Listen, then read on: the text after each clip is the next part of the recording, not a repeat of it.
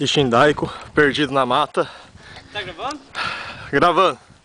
Toma bosta essa brincadeira, velho. Não quero mais brincar. Não, não é brincadeira não, é sério agora. Binho liderando a equipe.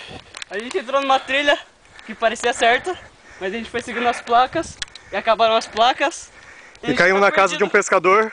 É. Depois a gente caiu numa praia perdida. Sem ninguém. Sem ninguém. E as gostosas, fazendo topless. É, lésbicas. E só.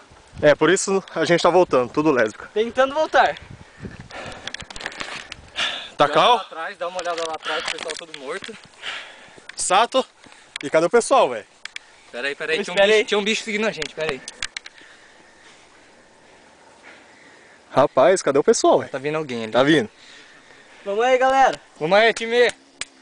É nóis. Falta só 3 km, vamos lá. Teidão, Dri, Muraguchi. E é nóis. Vamos lá.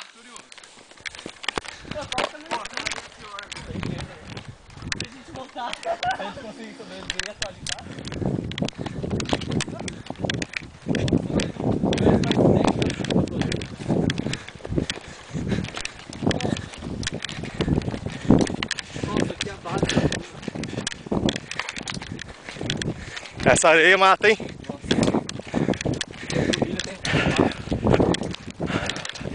Seguinte, galera. Cansei de gravar. E a gente se vê no final do túnel.